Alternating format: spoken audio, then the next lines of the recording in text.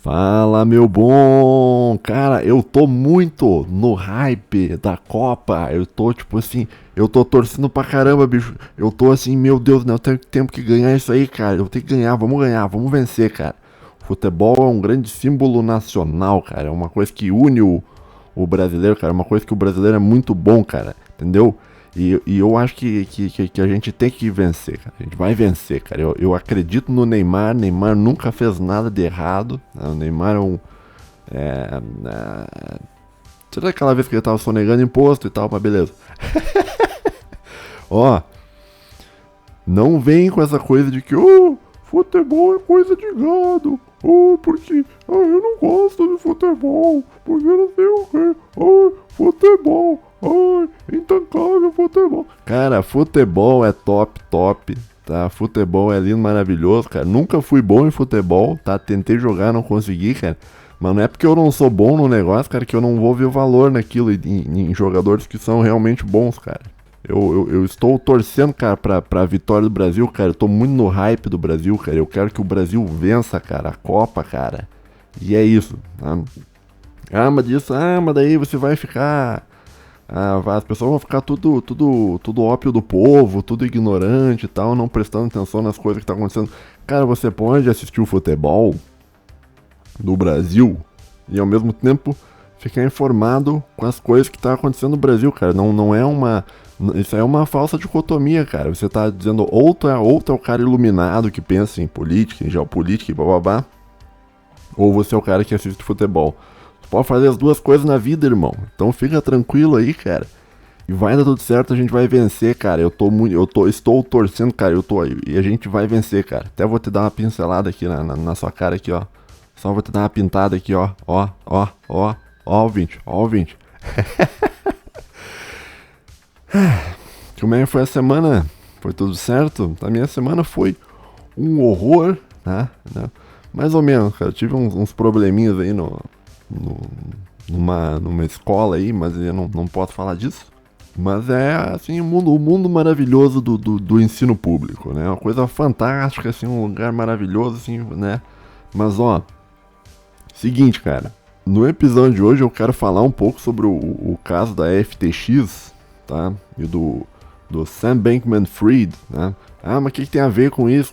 É que tem uma reflexão por trás, cara. Eu não vou ficar falando só em termos de economia e tal, porque a ideia desse quadro aqui do Nova Vertente não é falar sobre isso. A ideia é tentar trazer alguma questão assim um pouco mais reflexiva para te fazer pensar sobre as coisas, né? Então, essa questão envolvendo a persona Sam Bankman-Fried, a FTX, a Alameda e tal, é uma questão bastante interessante porque gera uma reflexão bastante bacana, tanto com relação ao que é o humano moderno, pós-moderno, do homem do fim da história, quanto até a própria noção de anarcocapitalista, a ilusão de que, olha, talvez as criptomoedas vão salvar as pessoas da mão do Estado e tal, e a gente vai ver que não é bem isso que acontece, tá? No mundo real, no mundo que a gente vive, no mundo real, tá? Não tô falando do mundo perfeito lá do ANCAP, do anarcapitalismo, lá, a utopia e tal. Tô falando do mundo que a gente vive, tá? O mundo que existe,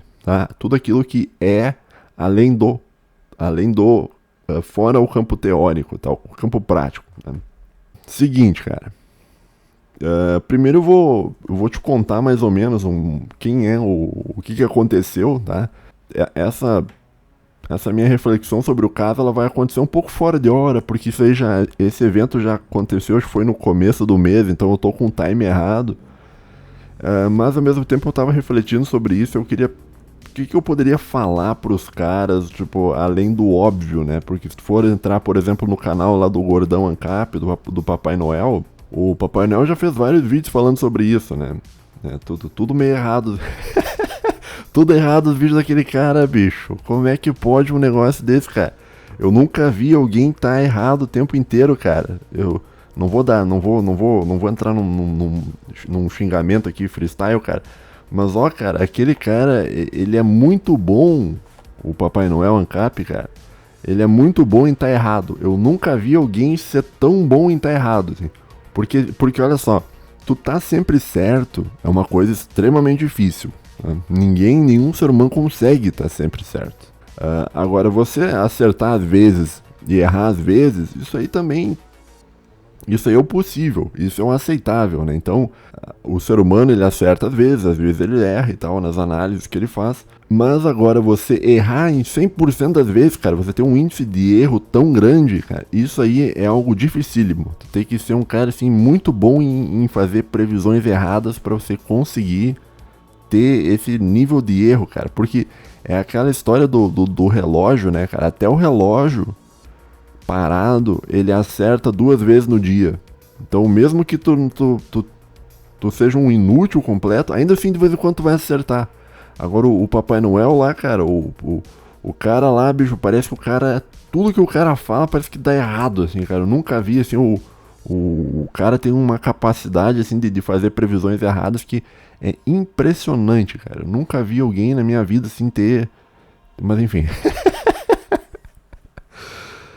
Ai, ai, cara, mas como é que eu cheguei nisso? Ah, eu tava falando, assim, do que o pessoal já fez vários vídeos explicando o escândalo da FTX e tal. E eu não vou me ater muito nisso, eu vou tentar entrar numa parte talvez um pouco mais reflexiva, né? Mas eu vou te explicar o que é o FTX, o que aconteceu de uma maneira bem simples, como se você fosse uma criança, tá? Para você entender, porque é um esquema altamente complexo de pessoas que altamente inteligentes e mal intencionadas ao mesmo tempo. Então, como é que começa a história? A história começa com o surgimento de um camarada chamado Sam Bankman-Fried, que é um jovem que nasceu em 1992. Ele é 4 anos mais novo que eu tenho 34, então ele tem 30. Tá? Um jovem de 30 anos. Que ele era aluno do MIT. Agora, o Sam Bankman-Fried, ele é filho, tá, da Barbara Fried e do Joseph Bankman. Tá? Eu geralmente eu dou uma pesquisada assim na religião das pessoas, né, quando eu tô pesquisando um pouco sobre a vida dela. Isso é uma coisa que eu faço, por exemplo, com filósofos e tal, porque a visão religiosa que uma pessoa tem, ela influencia muito o modo que essa pessoa vive, o modo que essa pessoa vê o mundo, né? Então, geralmente eu dou uma pesquisada e tal para ver a religião das pessoas, né? Mas a religião do Sam Bankman-Fried, da mãe dele, a Barbara Fried, e do pai dele, o Joseph Bankman, é melhor deixar pra lá, cara, pra não arrumar problema aí pra plataforma. Então, assim, deixa quieto, né? Então, geralmente eu diria, esse cara é de uma religião tal e tal, mas nesse caso não é melhor deixar pra lá, porque deixa quieto isso aí, cara, porque né? Deixa quieto, vamos seguir pro. Vamos seguir pro próximo tópico aqui, cara. Tá? Vamos. Ai, Nando Moura, né? Então, o Sam Bankman, né? Banca é banco, man é homem, né? Ou seria um sobrenome, seria bancário, né? Sam Bankman-Fried, esse guri que nasceu em 1992, aluno do MIT. O Sam, ele fundou uma empresa, tá, chamada FTX.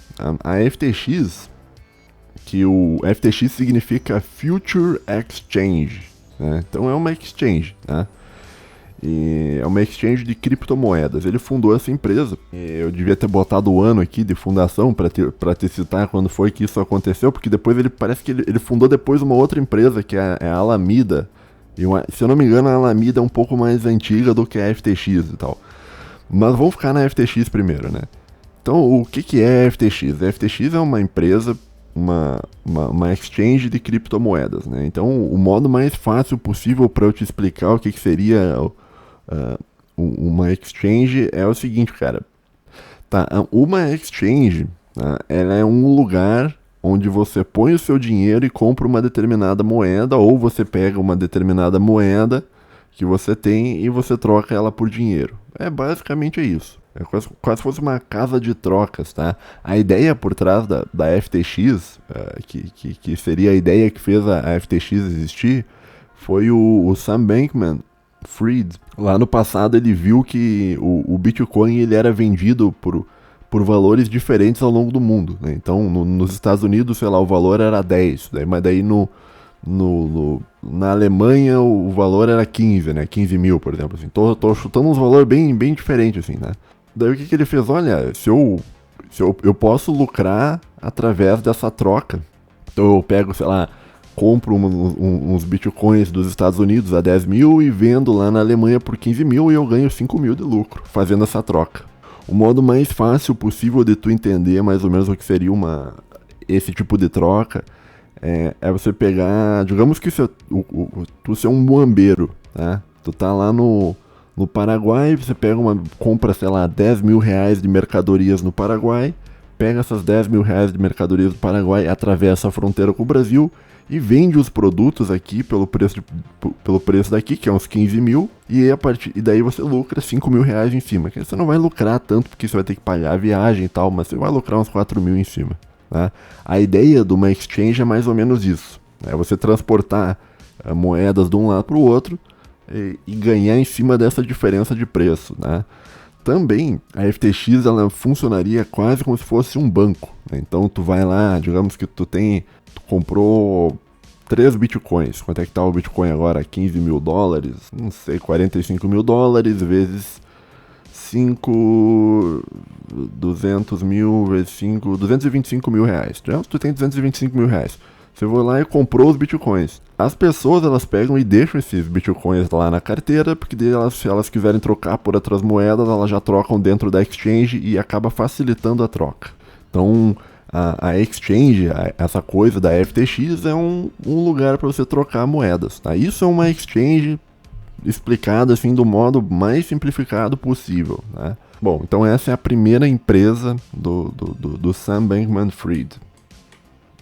Agora, a ideia, isso é uma coisa interessante de falar, assim, ó, o Sam ele teve a ideia, né? Ele viu, olha, o preço das criptomoedas é vendido em valores diferentes ao longo do mundo e eu posso lucrar em cima disso. Agora, só tu ter a ideia não adianta de nada, né? Porque tem muita gente que tem ideia, mas não consegue executar a ideia. Uma coisa é você ter uma ideia, outra coisa é você conseguir executar a ideia. E o Sam Bankman-Fried, ele conseguiu ter a ideia e executar a ideia. Como ele conseguiu executar a ideia? De como ele conseguiu criar a FTX? Ele criou a FTX através de levantar um monte de dinheiro, a Alameda também. E esse monte de dinheiro que ele conseguiu levantar foi através dos contatos que o pai dele, o Joseph Bankman, e a mãe dele, a Barbara Fried, tinham no mercado financeiro. Tá? Porque a mãe e o pai dele, tá? eles são professores professores. Eles eram metidos com esses negócios de advocacia fiscal. Tá? Então eles conheciam gente que pagava bastante imposto e tal, e ajudavam pessoas a pagar os impostos corretos e tal. E isso fazia com que eles tinham um monte de contatos, né? E o irmão do Sam Bankman-Fried é um cara que opera em Wall Street e tal. Então ele conhecia um monte de gente. Então não é só um cara com uma ideia boa. Ele é um cara com uma ideia boa e que possuía meios de executar essa ideia. Então ele apresentou essa ideia com os contatos que ele tinha por causa da família dele e conseguiu juntar um monte de dinheiro e criou essa empresa, tá? Que é uma exchange de criptomoedas. Bom, o Sam, ele também tem uma outra empresa, né? É uma empresa um pouco mais complicada de explicar, que é a empresa chamada Alameda Research. O que é a Alameda Research? A Alameda Research ela é uma empresa de trade, tá? Então você faz essas trocas de moedas de um lado para o outro, tá? E ela também é uma empresa que tem o termo em inglês para essa empresa, que é a empresa de market making. Que seria uma empresa de fazer mercados. Né? Então, basicamente o que eles faziam várias coisas na Alameda, tá? Estou simplificando aqui, mas uma das coisas que eles faziam era pegar projetos em criptomoedas, escolher os melhores, tá? E investir nesses projetos para que aquela moeda valorizasse e o projeto desse certo. Então eles criavam, através desse pump, né, de jogar dinheiro em cima, eles criavam um mercado para certas criptomoedas. Não sei se tu tá me entendendo mais ou menos o que eu tô falando, tá? E porque tem um. Então eles fazem. E através dessa coisa deles fazerem o pump, né, de subir o valor dessas criptomoedas que antes estavam baixas, eles conseguiam fazer um certo lucro em cima. Né? Então você tem uma empresa que é uma exchange, que as pessoas que é como se fosse um banco, que as pessoas põem dinheiro lá. E você tem uma outra empresa que é uma empresa que faz esse tipo de trade, esse tipo de market making, que faz com que moedas valorizem através de você injetar dinheiro. Por quê? Porque o mercado de criptomoedas, ele é um mercado cujo, isso para o bem e para o mal, tá? Não, isso é uma característica do mercado. O preço das criptomoedas, ele aumenta ou diminui conforme a lei da oferta e da procura. Então, a única variável, uma das únicas variáveis é a lei da oferta e da procura. Aliás, é a única, em termos últimos, né? A única variável que influencia no preço é a lei da oferta e da procura. Enquanto que outras moedas, tipo o dólar, por exemplo, não é uma relação direta de oferta e procura, tem outras variáveis envolvidas, tá? Então, injetando dinheiro, eles aumentavam a procura por uma moeda, e aumentando essa procura pela essa moeda, eles aumentavam o valor daquela moeda. E daí, quando o valor dessa moeda subia, as pessoas viam, olha, tá subindo essa moeda, então vou botar meu dinheiro lá também porque é um bom projeto. E a Alameda, que é uma empresa que faz isso, disse que é uma boa moeda. Daí as pessoas botavam mais dinheiro em cima, daí subia mais e mais e mais e mais o preço das moedas, e daí a Alameda ia retirando aos poucos as posições que eles fizeram o pump, e assim iam ganhando um pouquinho de dinheiro em cima.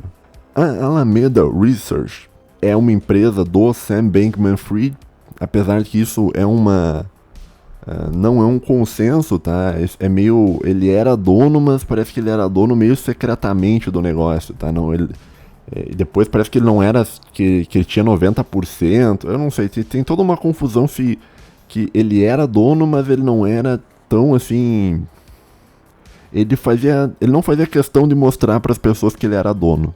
Da Alameda Research, tu já vai entender por quê lá na frente. Bom, mas essa empresa, a Alameda, ela era gerida por uma menina de 28 anos, eu vou botar uma foto dela aí, né? Que é uma menina chamada Caroline Ellison, que também era, na época, ela tinha um certo envolvimento emocional com o Sam, porque eles eram namorados e tal.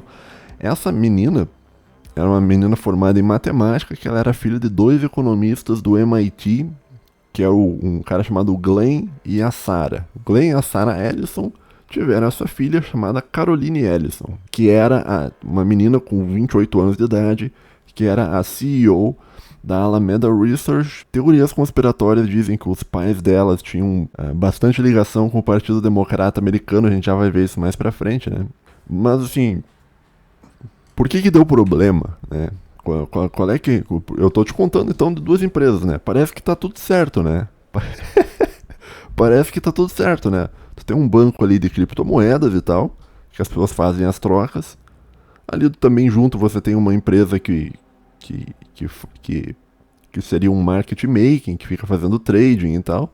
E qual é que é o problema? Bom, para tu operar a empresa Alameda, que nem eu disse, tu precisa de dinheiro, tá? Agora, o que foi feito de ilegal foi o seguinte: foi retirado dinheiro da FTX, tá, ilegalmente, tá, sem que os clientes da FTX soubessem, ou seja, tu botava o teu dinheiro na FTX, esse teu dinheiro da FTX, ele era jogado dentro da Alameda. E a Alameda fazia os tradings usando o dinheiro da FTX. E isso era um negócio completamente ilegal, porque não... os termos, tá? Quando você botava o teu dinheiro na FTX, lá dizia nos termos de serviço, tá, que o teu dinheiro que você botava na FTX não seria tirado da FTX, ia ficar guardado dentro da FTX. Ou seja, a FTX ela não tinha autorização de tirar o dinheiro da FTX. Daí mas, mesmo assim, né, eles pegaram e tiravam o dinheiro da FTX e jogavam o dinheiro dentro da Alameda. Tá? Acontece que, né, a Alameda ela começou a apresentar uma série de problemas financeiros, né? E isso acabou gerando uma certa desconfiança na FTX, né? E daí as pessoas, depois que viram que tá dando problemas e tal, tem uma série de problemas envolvendo até a moeda da FTX, que é o FTT.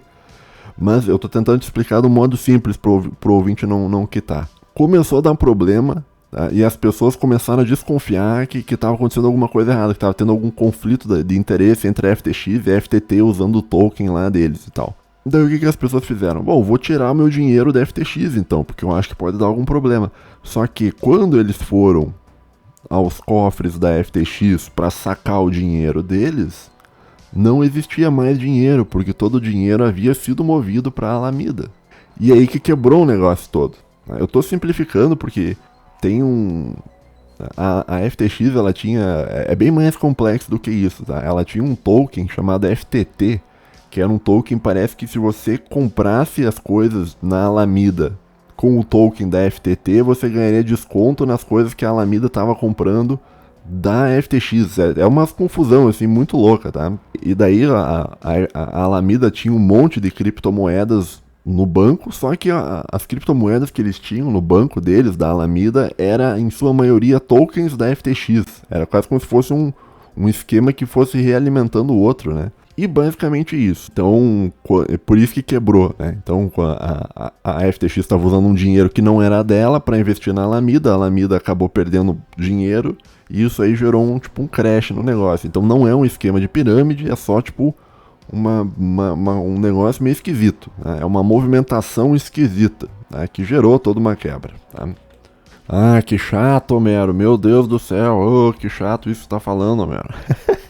Não tô prestando atenção mais em nada. Ah, intancável Homeril, cara.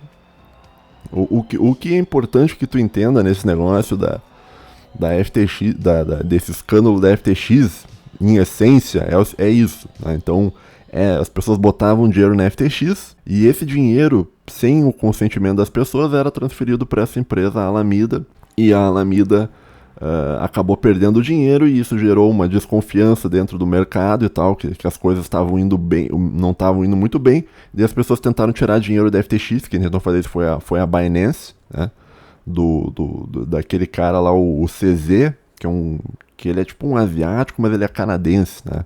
O CZ pegou e falou, não, vou tirar dinheiro da empresa e tal, porque eu não estou confiando na liquidez da empresa. Isso aí fez uma corrida aos bancos e uma corrida ao banco da FTX, e daí lá se descobriu que a FTX não tinha mais nada.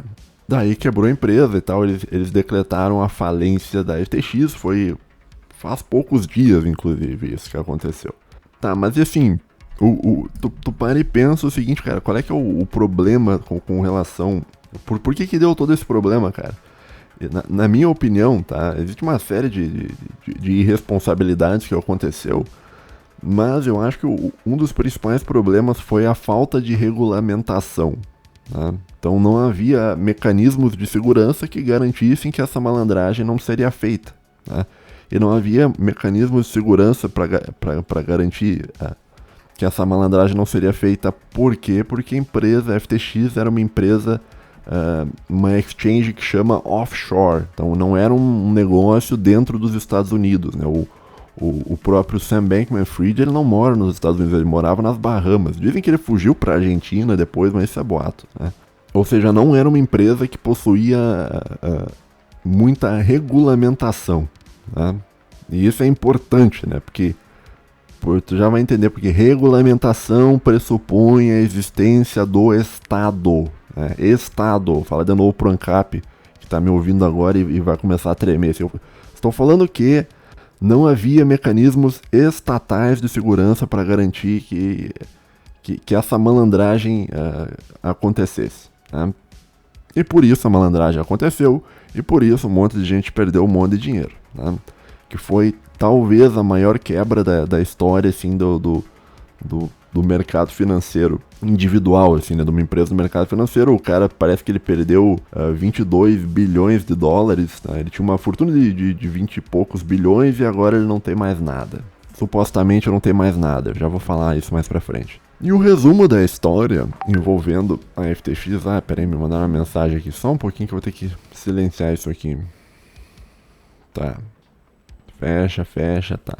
E o resumo da história, então, é que milhares de pessoas que tinham o dinheiro na FTX perderam tudo. E essas milhares de pessoas, elas tinham uma segurança na FTX porque a FTX era uma das maiores exchanges do mundo.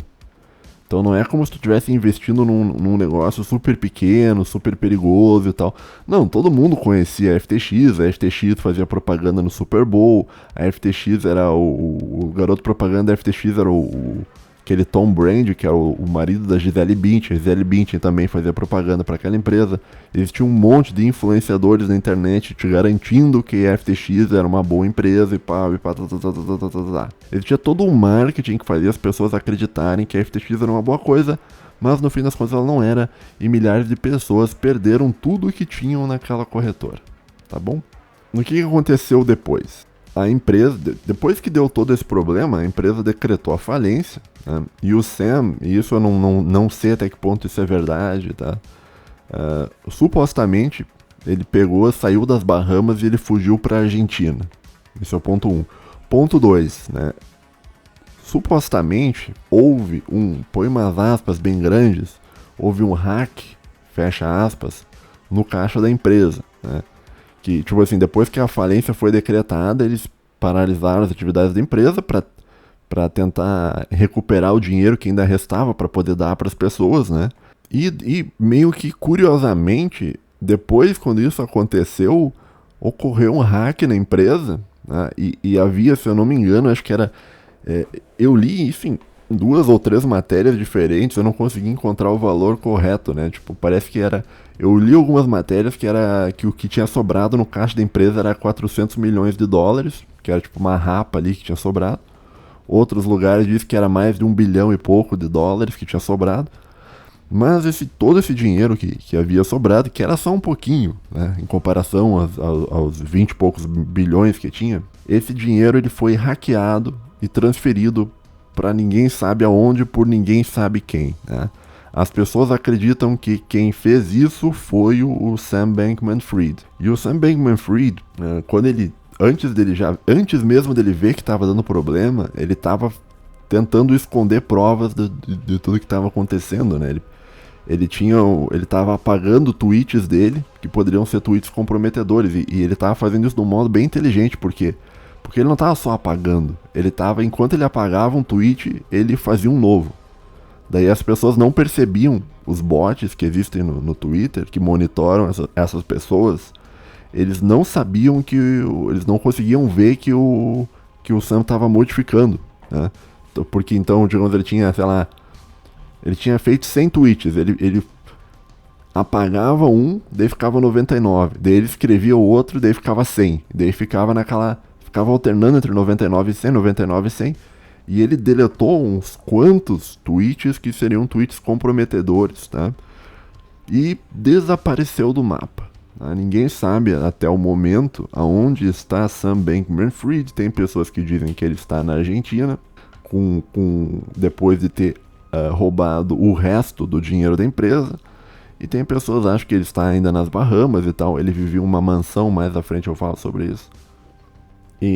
Mas assim, tá, Homero, né? Por que tu tá me falando sobre isso, cara? O que tem a ver isso aí com filosofia, com reflexão e tal? Parece que eu entrei aqui no canal do Fernando Ulrich, né? Não, cara, assim, ó, existem algumas observações importantes sobre esse caso envolvendo a FTX. Uma das observações é o seguinte, né, cara, em primeiro lugar é o seguinte, cara, se houvesse regulação estatal, provavelmente nada disso teria acontecido. Então o ANCAP aí fica tipo, não sei o que, regulação estatal. Mas se tivesse tido regulação estatal, nada disso teria acontecido, né? Quando a gente vê essas coisas envolvendo esse mercado financeiro novo, que é o mercado financeiro das criptomoedas, geralmente a gente vai ouvir isso aí de um ANCAP, ou de um libertário, ou de um liberal talvez um pouco mais radical, né? E a ideia por trás do mercado de criptomoedas, eu vejo assim, pelo menos nas pessoas que são ANCAPs, é que eles têm uma concepção de que talvez as criptomoedas seriam uma salvação para o dinheiro dos indivíduos, né? Onde o dinheiro dos indivíduos seria livre da ação governamental, né? Então, a ideia por trás das criptos é você gerar uma moeda que não tem participação do governo, né? Então seria uma moeda verdadeiramente descentralizada. E por isso que muitas pessoas que são ANCAPs gostam de cripto, Agora, por que os ANCAPs pensam desse modo? Eu acho que existe na cabeça do ANCAP, talvez pelo ANCAP geralmente ser uma pessoa jovem, sem muita experiência de vida, né? Mas o ANCAP geralmente ele vê assim ele vê a vida de um modo bastante dualista, tá? De um modo muito binário. Então ele tem ali o ANCAP médio, você vai falar com ele, geralmente ele vai ter dentro da mente dele esse dualismo, né, entre bem e mal, né? Onde o bem vai ser a iniciativa privada, os indivíduos, né? E o mal vai ser o Estado, né? Eu botei aqui, sei lá, coletivismo, né? Então o bem é a iniciativa privada e os indivíduos, e o mal é o Estado, que é um representante daquilo que eles chamam de coletivismo, e o coletivismo é mal porque ataca os indivíduos e impede a eficiência econômica de países, blá, blá, blá, blá, blá, aquela coisa toda, né? E quando você tem essa visão aí binária que geralmente os ANCAPs têm, a tua tendência é olhar para as criptos e achar que a criptomoeda é um bem, é algo maravilhoso. Porque, ora, se a criptomoeda é um negócio que existe sem o Estado e o Estado é mau, logo a criptomoeda deve ser algo bom, né? Então a existência de criptomoedas é algo maravilhoso, é algo bom, né? Só que no mundo real, cara, as coisas não são assim tão simples que nenhum ANCAP ele vê. Essa coisa de bem e mal, que o bem é iniciativa privada, que o mal é o Estado e tal. Nesse caso do escândalo da FTX é meio o contrário, porque assim, o fato de que o que possibilitou a existência desse escândalo do modo que era o escândalo era o fato da FTX ser uma empresa bastante desregulada, ser uma empresa offshore, ser uma empresa lá das Bahamas, cara. Agora não sei se eles eram das Bahamas, tá? Toda empresa que existe no mundo ela tem uma sede em algum lugar, tá? Mas eu sei que eles tentaram fugir dessas regulações do Estado. E as regulações do Estado fez com que acontecesse tudo o que aconteceu. Ou seja, a existência do Estado, nesse caso, ela teria gerado um bem. E que bem que é esse? É a segurança, né? É a segurança das pessoas investirem o dinheiro na FTX e saber que o dinheiro ia ficar lá porque tem o Estado em cima da FTX vendo se realmente o dinheiro está lá, né? Agora eles tiraram o Estado, né? E aí a gente vem naquela coisa que eu já falei sobre o que é a função do Estado, né? Eu já falei isso em outros episódios do meu podcast, mas eu vou falar de novo, porque eu sei que nem todo mundo escuta todos os episódios, né? Para que serve o Estado? Né? Vamos lá. Para que serve o Estado? Bom, o Estado, ele serve para o seguinte, cara. Quando você tem que pensar, quando você pensa sobre o Estado, pera aí que meu telefone tá um horror aqui, cara. Quem é que tá me mandando mensagem aqui? Depois eu vou dar uma olhada aqui. Tá, ô inferno, cara, deixa eu... Tá, mas voltando aqui, tá, vou ter que cortar aqui, o que eu me perdi aqui já. Tá, pra que serve o Estado? O que é o Estado? O Estado, ele é uma invenção humana, né? Ele é uma invenção humana que serve pra quê? O Estado é uma invenção humana que serve pra quê? Eu vou te deixar pensar um pouco. Eu já falei, o pessoal que é inscrito no meu canal sabe pra que serve o Estado, mas vamos pensar assim, pra que serve o Estado? O Estado, ele é uma invenção humana, ou seja, ele foi criado pelo ser humano, né? Ele não é que nem uma árvore que foi criada pela natureza, que tá lá pela natureza. O Estado, ele foi feito pelo ser humano, tá? E existe um motivo pelo qual existe o Estado. Esse motivo pelo qual existe o Estado, eu vou dizer aqui qual é que é, não vou ficar enrolando, é gerar segurança. Então, quando você pensa na gênese do Estado, nos Estados modernos, né, qual é que é o primeiro Estado moderno? Qual é que foi o primeiro Estado que existiu? O Estado no sentido que a gente conhece hoje, né? Foi o Estado de Portugal. Tu já parou para pensar por que o Estado de Portugal foi o primeiro a existir? O que levou o surgimento do Estado de Portugal? Eu te digo o que levou. O surgimento do Estado de Portugal, ele surgiu porque existia uma violação de segurança. Então existia Os bárbaros do norte da África, em tribos, eles tentavam invadir, atravessar ali o estreito de Gibraltar, não sei quem fala, e ficavam tentando invadir Portugal. E aquilo ali estava ficando insustentável e eles iam perder tudo. E o único modo deles conseguirem parar essas invasões dos bárbaros era através da invenção do Estado. Então você diz assim, ó, a partir de hoje, quem mora aqui vai ter que pagar dinheiro pra gente poder fazer uma tropa profissional, montar navio, montar castelo, montar um monte de coisa aqui, cara, de um modo extremamente organizado, do modo mais organizado possível, pra gerar segurança. E deu certo. Né? E eles fizeram um negócio do Estado lá e virou um negócio um pouco mais seguro. Portugal e Espanha ali, aquela região, foi por isso que surgiram os primeiros estados do mundo que surgiram em Portugal e Espanha. Né? É porque aquela região fez com que houvesse a necessidade de você inventar um modo mais eficiente de você gerar segurança, né? Que é o Estado. Quem fala isso, Homero? O Ludwig von Mises fala isso. Lá naquele livro Economic Policy Thoughts for Today and Tomorrow, inclusive foi uma palestra que ele estava dando lá na Argentina.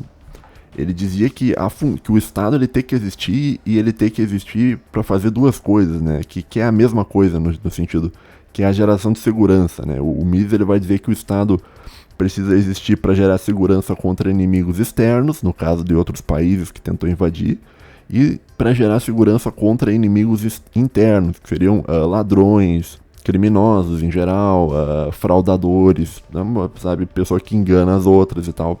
Então, para evitar esse tipo de coisa, para gerar uma segurança, é necessário o Estado.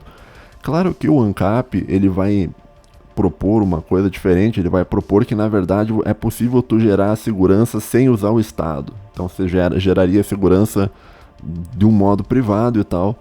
Até acho que é o Bastiat que falava isso. Eu li um livro dele, acho que até tinha uma leitura comentada sobre esse livro da produção de segurança, eu acho algo assim o nome do livro, não me lembro agora. Mas eu tinha uma leitura comentada sobre esse livro no meu canal, onde ele tenta sugerir que talvez seria melhor você viver em um mundo onde a segurança fosse feita não pelo Estado, mas fosse feita pela iniciativa privada e tal. Que daí você teria a ideia, a origem daquela coisa da polícia privada, dos exércitos privados, da justiça privada, né? Porque a justiça serve para prover a segurança, né, também. É um braço da geração de segurança. E tem toda aquela coisa do ANCAP, né? No caso do escândalo da FTX, né, se houvesse o braço jurídico do Estado regulando a FTX para garantir que o dinheiro das pessoas ficasse na FTX e não fosse enviado para os caras brincar de trade na Alameda, né, provavelmente a empresa ainda existiria e provavelmente as pessoas ainda teriam o dinheiro delas. Né? Então, nesse caso, uma das coisas que fez falta é o Estado. Entretanto, é importante ressaltar uma outra coisa, né, que seria a coisa que o ANCAP deve estar escrevendo nos comentários, me refutando agora muito brabo, escrevendo um textão enorme. Entretanto, o que tu tem que pensar é o seguinte: os ANCAPs, se você é um cara que está mais ou menos nesse meio de criptos, e você conhece ANCAPs que mexem com criptos, os ANCAPs, no geral, eles odiavam a FTX, eles não gostavam da FTX. E daí tu pensa, nossa, mas por que eles não gostavam da FTX? Porque a FTX não tinha influência do Estado, era uma criptomoeda offshore, completamente descentralizada, sem regulamentação. Um ANCAP deveria gostar muito da FTX, não? Não. Por quê? Porque eles viam que a FTX ela tinha uma ligação muito grande com o Estado americano. O Sam Bankman-Fried, ele possuía na cabeça dele ali um lado uma filosofia de vida que se chama de Effective Altruism, né, que seria um altruísmo com efeito, por assim dizer, né? Que seria a ideia de você ganhar bastante dinheiro, né, e através de você ganhar um monte de dinheiro, você pega esse dinheiro e você doa o dinheiro, né, que tinha até um slogan dele, que era Earn to Give. Então você ganha o dinheiro e daí você doa o dinheiro. Então seria mais ou menos nesse ciclo, né? Você ganha dinheiro e doa dinheiro, ganha dinheiro e doa dinheiro. E daí, ele era um grande filântropo. Então ele doava um monte de dinheiro e tal para causas ambientais, prevenção de pandemias e pá. E um dos lugares onde ele doava muito dinheiro, e aí que tem que ver que os ANCAPs não gostavam disso, talvez por esse motivo, um dos lugares onde ele mais doava dinheiro, onde a filantropia dele mais agia, né, era o Partido Democrata Americano. Então, o Sam Bankman-Fried, ele acreditava muito nessa coisa de altruísmo e filantropia. Então ele pegava e doava muito dinheiro, muito dinheiro, né, para o Partido Democrata Americano, né? Então no ano que o Biden venceu, põe umas aspas aí, porque eu não não ponho meu na reta por isso. Mas no ano em que o Biden foi declarado vencedor oficialmente pelo sistema americano, né, então acho que é melhor falar desse modo, né? O Sam Bankman-Fried, ele foi um dos principais doadores da campanha do Joe Biden. Se eu não me engano, ele ficou atrás só do Berg. Isso aqui não dá, acho que eu vou ter que censurar o nome desse cara, porque esse cara ele também pertencia a uma religião aí que... Esse aí eu vou ter que censurar um pouco. E isso quando o Biden foi declarado vencedor, né? E agora, nas midterms, em 2022, ele também foi um dos principais doadores, né? Ele só ficou atrás ele ficou em segundo lugar. O maior doador nas midterms dos Estados Unidos nesse momento foi o George, que é um cara que também vou ter que censurar o nome do... Um cara aí conhecido, já que eu já falei várias vezes sobre esse cara aqui nesse quadro aqui do canal. E assim, ele também, o Sam Bankman-Fried, ele doava também para os republicanos, mas ele doava quase nada para o Partido Republicano. O que ele mais doava dinheiro, que é aquele, ele ganhava dinheiro para doar dinheiro, né? Então ele ganhava o dinheiro e doava. Só que ele doava para quem? Para os democratas, né? E ele doava dinheiro numa proporção de que dos 100% de doações, 99,7% foi doado ao Partido Democrata e 0,3% foi doado ao Partido Republicano. Então, para ele não dizer que ele não doou para o Partido Republicano, ele doou ali 0,3% do dinheiro. Mas o grosso do dinheiro, 99,7%, foi doado ao Partido Democrata Americano. Tá bom? Eu não sei te dizer exatamente o quanto de dinheiro é, porque já tem fontes diferentes falando, sei lá, falando de 70, 80 milhões de dólares. Parece que foi 30 e poucos na eleição do Joe Biden, depois ele doou 40 e poucos agora nas midterms e tal. Eu não sei o número exato, terei que pesquisar porque existem várias fontes falando diferentes valores sobre isso, né? Mas o que os ANCAPs falavam sobre o Sam Bankman-Fried é que o Sam Bankman-Fried ele estava usando o poder financeiro que ele conseguiu através das criptomoedas descentralizadas ali nessa offshore FTX lá de trade do Alameda. Supostamente, os ANCAPs acusavam o Sam de estar usando o poder financeiro dele para ganhar poder político. E através do poder político ele estava tentando eliminar concorrentes, né? Como é que funciona essa eliminação de concorrentes através do poder político, né? Isso é uma coisa bastante comum nos Estados Unidos e no mundo, que é o seguinte: você passa através da mão do político, vamos dizer que o Sam tenha feito isso. Então o Sam, ele patrocinou um monte de campanha do Partido Democrata, isso é tudo teórico, tá? Não tô afirmando que isso aconteceu. Tudo no Minecraft. Então o Sam, ele estaria usando o poder dele para patrocinar os caras do Partido Democrata que eram já amigos dos pais deles, que eram amigos da namorada dele, que era toda a patota lá. E esses caras do Partido Democrata aprovariam, né? A ideia por trás era isso, é você aprovar uma lei, né, que só as grandes corporações conseguem cumprir, no caso só a FTX conseguiria cumprir, e através disso você jogaria na ilegalidade todas as empresas menores. E as empresas menores quebrariam e seriam compradas pela FTX. Então existe um conluio, né? Por isso que os ANCAPs não gostavam muito do Sam Bankman-Fried, porque em teoria ele estaria usando o poder financeiro dele para eliminar concorrentes e comprar concorrentes, tá? O que se alega com relação ao Sam Bankman-Fried é que ele estaria 100% full fechado com o Deep State americano, né? O pessoal lá, tem um monte de nomes, cara, que eu não posso citar aqui para não dar problema no canal. Mas é uma galera assim que tu olha assim e tu fala, meu Deus do céu, cara, que pessoal vai tudo pro inferno aqueles caras lá, bicho.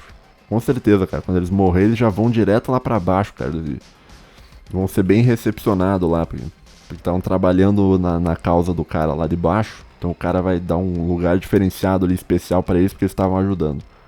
Então eles não vão. Não é que eles vão pro inferno pra sofrer, eles vão pro inferno como um prêmio pelos serviços prestados aqui na Terra, né? Porque eles ajudaram a levar milhares e milhares de almas lá pra baixo. O Partido Democrata Americano é um negócio, cara, impressionante, cara. Não é até complicado de você falar, porque é um pessoal extremamente perigoso, né? Não é um pessoal assim, não é uma galerinha do bem, legal, sabe? É um pessoal complicado, cara. Mas, né? Que mais que eu escrevi aqui? Escrevi Ethereum POW versus POS. Ah, isso aqui é outra coisa interessante. Existe uma conspiração também, tá, que envolvendo a criptomoeda Ethereum, que é uma segunda criptomoeda mais importante ali depois do Bitcoin. Tá? O Ethereum, a segurança do Ethereum era feita através de um negócio chamado POW, que seria o Proof of Work, né, que seria a mineração. Recentemente, tá, o Ethereum trocou de POW para POS, que é Proof of Stake, que é um modo de você validar também, só que sem o uso de mineração. É por isso que as placas de vídeo estão tão baratas, por isso que tem tanta placa de vídeo para ser vendida lá no AliExpress. Esses dias eu vi uma placa 1660 Super, tava R$600, cara, quase comprei, cara. Quase comprei, mas não compra que é furada. Porque a vida útil dessas placas já foi gastada um monte minerando 24 horas por dia. Não vale a pena você comprar, é arriscado. Mas daí o que acontece? Muita gente ligada ao Ethereum reclamou, falou, não, é melhor ter a Proof of Work e tal. Tem todos uns argumentos técnicos para isso e tem também argumentos bons com relação ao Proof of Stake.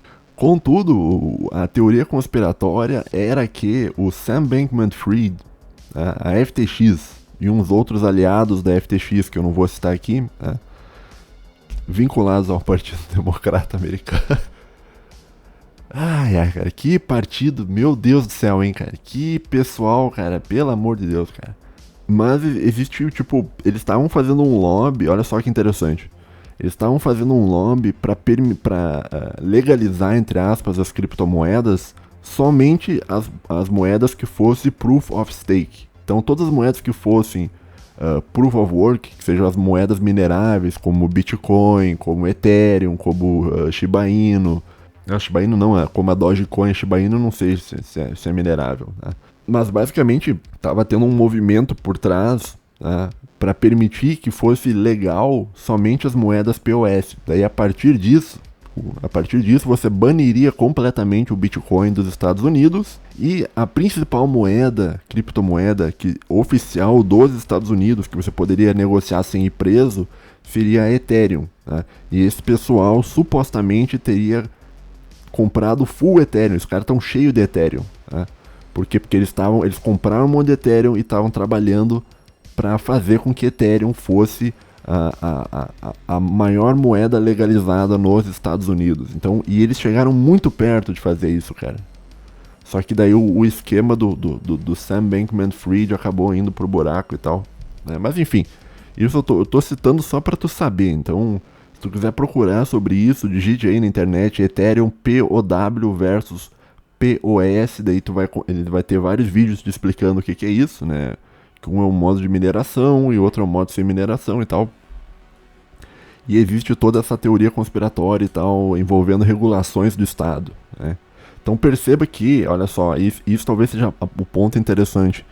Perceba que o Estado, tanto ele pode prover a segurança, uma segurança jurídica para que as pessoas não sejam roubadas, quanto o Estado, ele pode servir para proteger grandes corporações e de fato gerar um grande mal, que seria você banir o Bitcoin e manter só a Ethereum, né? Ou quebrar os concorrentes da FTX. O que eu tô querendo te dizer é o seguinte: o Estado, ele não é uma entidade por natureza boa ou mal. O Estado, ele é uma coisa que vai ser bom ou vai ser mal dependendo daqueles que operam o Estado. É a mesma coisa com relação à tecnologia, que é aquela coisa a tecnologia, ela não é nem boa e nem má. A tecnologia, ela não tem um caráter ético. A tecnologia depende muito de quem opera a tecnologia. Claro, essa é uma discussão filosófica também. Mas depende muito de quem opera, né? Então se tu pega um martelo, o martelo ele pode ser tanto algo bom, você pode pregar um prego na parede, né? Ou você pode pregar a cabeça de alguém e matar uma pessoa. Então, ou seja, o que importa não é a tecnologia, é quem está usando a tecnologia para quê. E o Estado, sendo uma invenção tecnológica humana, ele pode ser tanto jogado para o lado do bem, para proteger as pessoas, para dar segurança, quanto para ser jogado para o lado do mal, para manipular e eliminar concorrentes e gerar injustiças e gerar uma série de coisas ruins, né? Por exemplo, a gente tem o sistema jurídico brasileiro, que infelizmente ele foi completamente aparelhado e manipulado, e hoje ele não gera justiça, ele gera a injustiça, né? Porque ele protege grupos e tal. Então, assim, a visão de que, olha, o Estado ele é 100% mal por natureza, porque ele é antiético e tal. O Estado não é ético, porque tecnologias não são éticas nem antiéticas. Tecnologias são tecnologias, né? Então, existe essa visão ANCAP de querer simplificar e falar que, olha, meu Deus, o Estado é sempre mal, o Estado e o indivíduo, a iniciativa privada é sempre geradora do bem e tal, porque gera o progresso econômico, aquela coisa toda. Mas no fim das contas, cara, não é tão simples. A vida não é tão simples quanto um ANCAP de 15 anos acha que é. A vida é muito mais complicada, tá? Então, não é porque existe o Estado em algumas áreas que sempre vai ser gerado o mal, não é porque existe o Estado também que sempre vai ser gerado o bem, porque daí também tu cai naquele dualismo, né? O ANCAP, ele acha que o Estado é sempre mal, né? Do outro lado, você vai ter o cara que é comunista que acha que não, porque o Estado é sempre bom, e o comunista ele vai ter uma justificativa teórica também para te explicar por que o Estado é bom. Os dois têm justificativa teórica, mas no meu entendimento, esse dualismo aí, cara, essa falsa dicotomia entre bem e mal, Estado e iniciativa privada, isso aí não é uma coisa que funciona no mundo real, talvez funcione dentro do mundo teórico. Eu acho que eu tô falando muito rápido, acho que ninguém tá me entendendo. Ai, cara. Mas é isso aí, pessoal. Então, deixa eu tomar uma água aqui, cara. E o fato, olha só, e o fato de que o Estado americano estava entrando dentro do mercado de criptomoedas através da FTX, através do pessoal do Partido Democrata, isso aí, cara, só mostra que as criptomoedas, elas não conseguem cumprir aquilo que os ANCAPs gostariam que ela cumprisse, que é a ideia de você gerar uma moeda sem interferência do Estado, né? Você até pode gerar uma criptomoeda que não tem interferência do Estado, mas o Estado, de algum modo, ele vai entrar no esquema. E como ele estava entrando envolvendo o esquema da FTX, né? Então até aí o ANCAP tá errado. Então a ideia de que a criptomoeda vai ser algo verdadeiramente sem o Estado, que o Estado não tem participação nenhuma em criptomoeda, até aí o ANCAP tá errado. Talvez, não tenho certeza sobre isso, talvez o único lugar, né, onde a criptomoeda realmente não tenha o auxílio, a mão do Estado dentro, seria o Bitcoin. Talvez o Bitcoin seja a única moeda onde o Estado não consiga se meter. Todas as outras o Estado está metido, tá, no meio ali. Mas ainda assim, o Bitcoin ele pode ser regulado, né? Por exemplo, tu pode estar lá nos Estados Unidos, o cara passa uma lei assim, ó, quem negociar com Bitcoin tá na ilegalidade. Pronto, você não vai negociar mais, você não vai arriscar.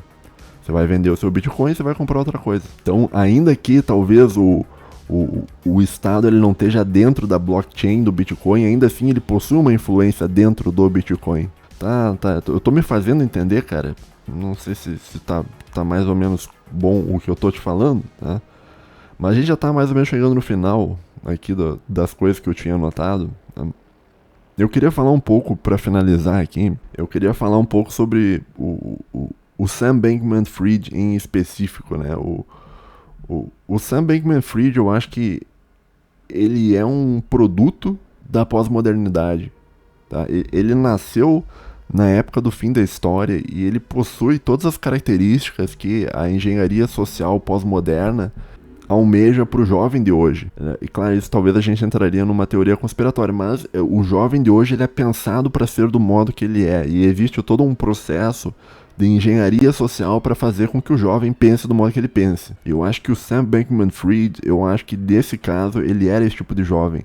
Ele era o jovem da pós-modernidade, ele era o jovem construído pela pós-modernidade, ele era o jovem americano construído pelo fim da história, que seria aquela ideia do cara que é o self-made man, que teve uma boa ideia antes de todo mundo, e que ninguém teve a ideia que ele teve e tal, e que ele era meio um visionário, papapá. Mas pensa assim, por exemplo, com relação à vida do Sam Bankman-Fried, né? O Sam Bankman-Fried, ele começa pelo fato que ele era um cara vegano.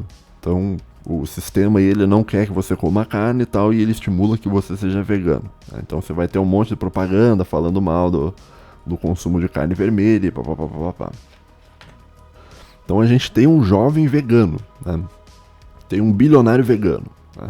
Além de ser um bilionário vegano, né? O Sam Bankman-Fried, ele é adepto de um negócio chamado poliamor.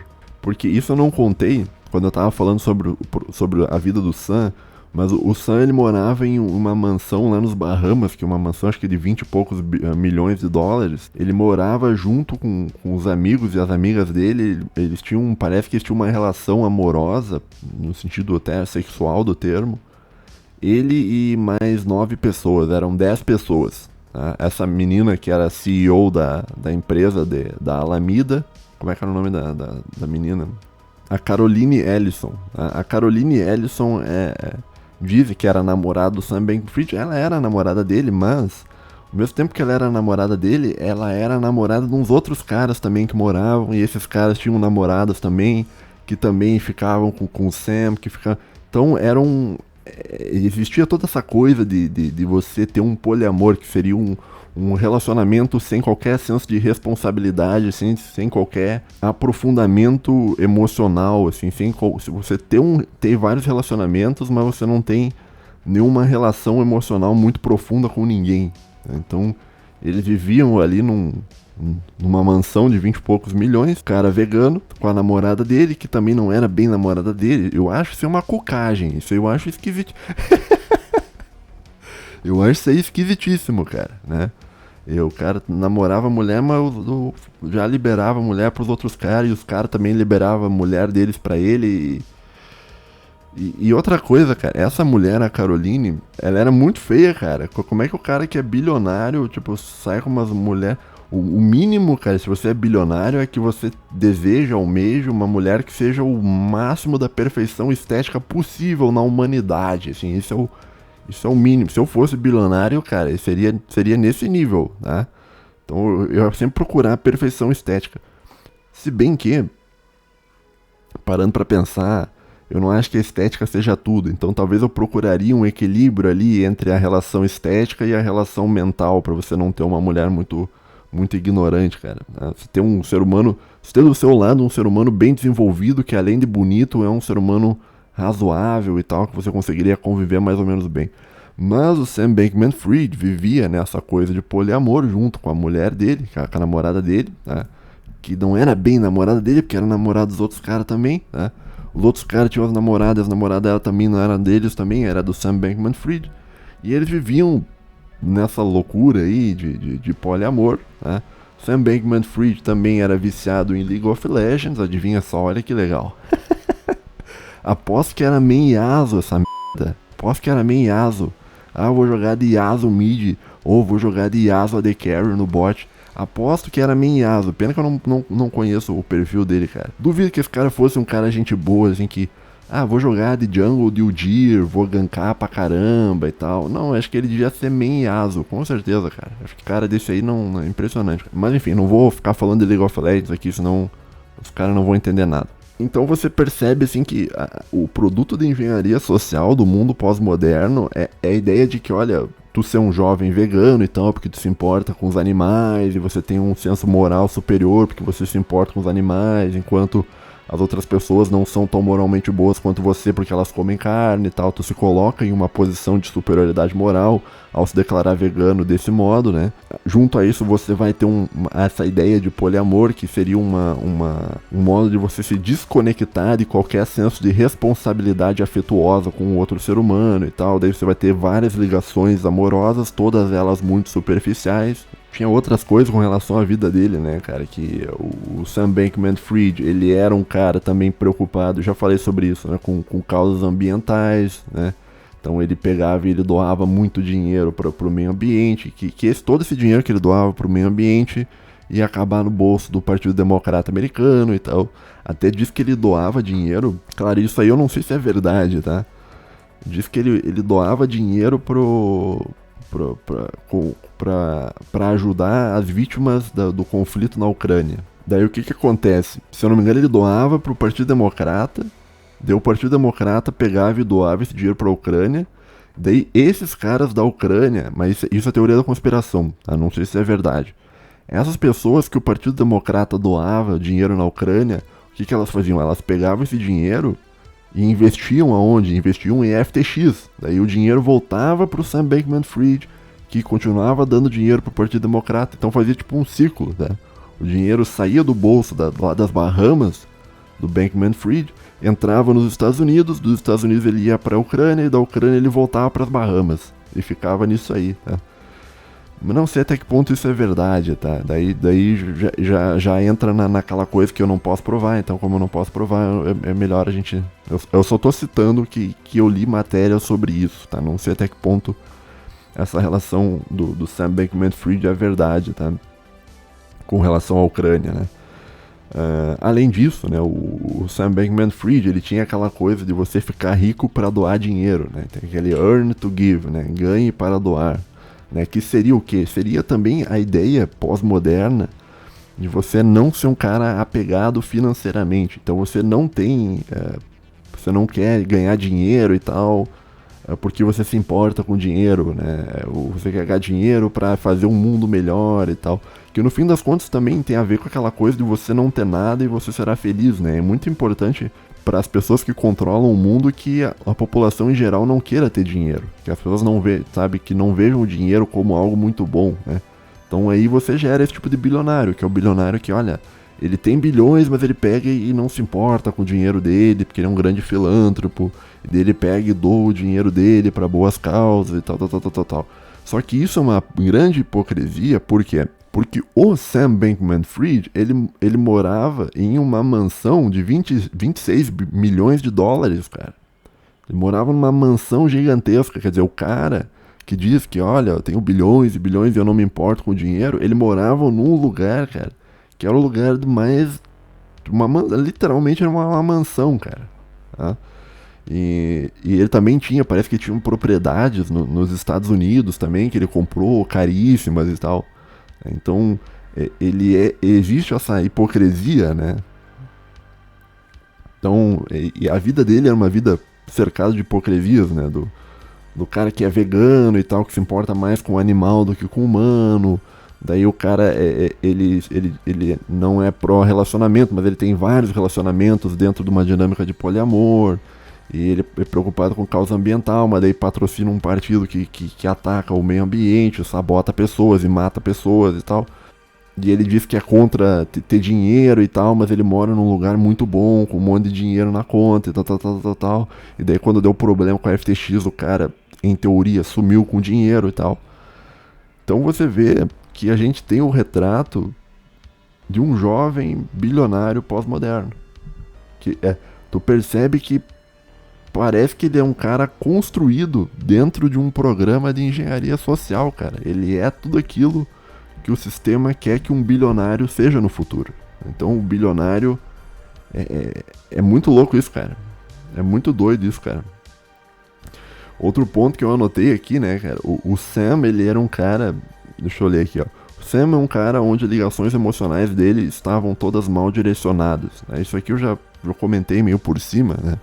Mas ele não se importava com dinheiro, né? Ele diz assim, olha, eu não me importo com dinheiro. Só que é importante você se preocupar com dinheiro, né?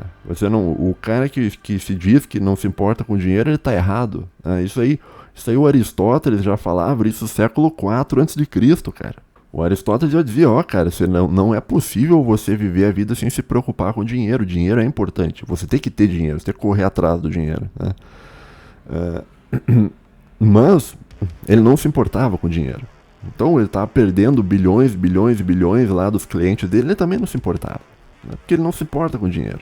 Ele não tem a capacidade de se importar com dinheiro, né? O afeto dele de se importar com dinheiro não existe, né? Ele teve esse afeto dele redirecionado ao veganismo, por exemplo, né? Ou assim, ele não tinha preocupações de ter um relacionamento sério profundo, porque o afeto de você se preocupar em ter um relacionamento sério profundo foi direcionado para o poliamor, para causas ambientais. No fim das contas, a engenharia social que controla a gente, ela quer que a gente se importe com coisas, com aquilo que eles querem que tu se importe. O Sam Bankman-Fried, ele é um cara que se importa com um monte de bobagem, então veganismo, poliamor, esse suposto ambientalismo moral, que você é superior, filantropia, blá blá blá blá, enquanto que as coisas mais sólidas da vida dele, como ter um bom relacionamento, conseguir prover para a família dele, gerar um desenvolvimento e tal, isso ele não se importa. Mas ele está preocupado com o quê? Com um mundo melhor. Ou seja, o projeto de engenharia social que esse cara teve ao longo da vida fez com que as prioridades dele fossem completamente invertidas. Então ele se importa com coisas que não importam e ele não se importa com coisas que importam. Daí, ou seja, tu trocou tudo dentro da cabeça do cara, bicho. E eu vejo então que em última análise, o Sam, ele é como se fosse ele é um filho da pós-modernidade, ele é um filho do fim da história, ele é um produto da engenharia social dos nossos tempos, cara, onde as pessoas não se importam com coisas que são importantes e se importam com coisas que não são importantes, né? Então, e por isso que ele não se importou em perder o dinheiro, sabe? Dos outros, em jogar o dinheiro na Alameda e fazer um monte de atividade criminosa e tal. Porque no fim das contas ele não se importa. Ele não se importa, tá? Ele não se importa com dinheiro, né? Ele tá... Se bem que ele supostamente ele sumiu com uma boa quantia desse dinheiro, né? Então talvez aí esteja uma hipocrisia também do cara, né? Mais uma coisa que quando eu tava lendo a história do Sam Bankman-Fried, eu fiquei pensando, né, cara? A teoria do Sam Bankman-Fried para fazer um mundo melhor é a teoria da filantropia, né? Então, e eu fiquei pensando bastante sobre isso, cara. Supondo, e aí talvez uma reflexão final pro ouvinte aí pensar, supondo que tu tem um monte de dinheiro, né, e você quer usar esse dinheiro para resolver os problemas do mundo, qual é o melhor modo possível para você resolver os problemas do mundo usando dinheiro? A resposta do Sam Bankman-Fried é filantropia, tá? Só que, eventualmente, essa filantropia ela sempre acaba virando poder político na mão do Partido Democrata Americano. E eu fiquei pensando, cara, se tu quer terminar com os problemas do mundo, será que não é melhor você investir em um setor produtivo? Né, gerar empregos, ou então, não necessariamente gerar empregos, mas você gerar produtos mais baratos, gerar um produto, porque assim, cara, esse é um negócio também, cara, você não precisa dar emprego pra todo mundo, você não precisa botar um salário muito alto pra todo mundo e tal. Se você baixar o preço dos produtos, mais pessoas vão ter acesso ao produto e melhor vai ser a vida daquelas pessoas. Então, ao mesmo tempo que é interessante você investir no setor produtivo para gerar empregos e tal, seria interessante você também investir para você baratear o preço das coisas, né, cara? E a gente volta no negócio de eficiência econômica, cara. Talvez o único modo possível de você reduzir os problemas do mundo de um ponto de vista material, não espiritual, porque espiritual é o contrário, mas o único modo possível talvez seria tu ir por um sistema mais eficiente economicamente possível. Só que daí tem um problema também da eficiência econômica, né? Porque a eficiência econômica, ela invariavelmente ela vai causar um dano ambiental muito grande, ela vai gerar um problema de você escravizar pessoas, vai ter desrespeito aos direitos humanos, então é muito complexo isso, cara. Então eu não tenho uma resposta exata sobre isso, né? E qual é que é o melhor modo de você resolver os problemas do mundo, cara? E tu vai pensar, cara, o que o Sam fazia, cara, ele não produzia nada, cara, de valor, assim, que as pessoas precisam, né? Ele trocava criptomoedas, cara. Ele ficava trocando criptomoeda de um lado pro outro, cara. E inflando mercados, inflando moedas que não adiantavam de nada, né? Então, quer dizer, a própria função dele é uma função meio sem significado, assim como o modelo de vida dele era um modelo sem significado, assim como os relacionamentos interpessoais dele eram um negócio meio sem significado, assim como o objetivo de vida de ganhar dinheiro para doar dinheiro também já era um negócio meio completamente vazio, cara. Então, Ele é um cara muito interessante, assim, de um ponto de vista filosófico, né? Tu pensar sobre essa questão, sobre o que que é, mas ao mesmo tempo é triste, sabe? E é triste por quê? Porque esse cara, ó, isso é um negócio que agora você vai ficar total pra finalizar, pra te deixar bem. Provavelmente não vai acontecer nada com esse cara, tá? Daí tu pensa, ah, não, mas Estados Unidos, cara, Estados Unidos é um país sério, como é que não vai acontecer nada com o cara? Não vai acontecer nada por quê? Porque ele não tá nos Estados Unidos, ele tá nas Bahamas. Provavelmente ele comprou todos os políticos das Bahamas. E não só ele comprou todos os políticos das Bahamas, com esses bilhões, paraíso fiscal, como ele doou muito dinheiro pro Partido Democrata Americano. E o Partido Democrata Americano, ele é muito bom em encobrir os crimes das pessoas, né? Você pega por exemplo, os negócios sombrios que o filho do Joe Biden, o Hunter Biden, fazia, isso aí tá totalmente encoberto. Não deu nada. Sendo que você tinha uma série de provas muito fortes, né, que tinham indícios realmente sólidos que o filho do Biden estava metido em umas coisas erradas e tal. E não deu em nada. Né? Ou seja, como o Sam Bankman-Fried doou dinheiro para as pessoas que têm o poder, e talvez ele tenha feito isso de um modo consciente, já sabendo que ele estava cometendo um crime, eu acho muito difícil dar alguma coisa para ele. Eu acho que ele vai sair relativamente numa boa. Né? Isso se ele já não fugiu pra Argentina, já tá fechado com o governo da Argentina, não sei, cara. Tá? Mas provavelmente não vai dar nada. Né? E todo mundo que perdeu dinheiro com isso, simplesmente o cara se ferrou, né? E não vai recuperar o dinheiro nunca. Né? Muitas pessoas que investiram economias aí de uma vida inteira perderam dinheiro. Né? Mas também se você investiu economias da tua vida inteira num negócio só, meio totalmente obscuro, como era a FTX, daí você foi meio burro, cara. Você tem que diversificar, cara. Pelo amor de Deus, cara. Lições básicas de economia, cara. Diversifique, cara. Tá bom? Mas é isso, cara. Então, é mais ou menos isso que eu tinha pra falar hoje. Te contei, então, um pouco sobre a história da FTX e para tu pensar um pouco sobre o que virou o mundo moderno, cara, o mundo que a gente tá, cara. No mais, eu espero que você fique bem, tá? Eu espero, meu querido, que você tenha uma boa semana. A minha semana vai ser maravilhosa. Eu tô na finaleira aqui das minhas coisas. Daqui a pouco eu já entro de férias, né? E é isso aí. Ah, só mais uma coisa. Eu falei, eu não sei se eu anunciei isso já aqui, ou acho que eu falei no meu canal, não sei. Que em dezembro, tá? Eu vou viajar e eu volto só no final de fevereiro, eu acho. Tá? Não no final, no começo de fevereiro, acho que eu volto. Então eu não vou, eu acho que eu vou dar uma pausa aqui no Nova Vertente, tá? E eu no final de dezembro, e eu acho que eu volto no final de janeiro ou no começo de fevereiro. Eu ainda não decidi, mas eu vou. Quando eu tiver a confirmação das datas, eu vou, daí eu explico aqui e tal, né? Que eu não vou levar o meu computador, que eu tenho um desktop, tá? Então eu não vou ter como gravar episódio e tal. Mas a gente vai se falando, cara, tá? Tenha uma boa semana, fique bem, né? E eu volto semana que vem. E a gente conversa aí. Um obrigado e tchau, tchau.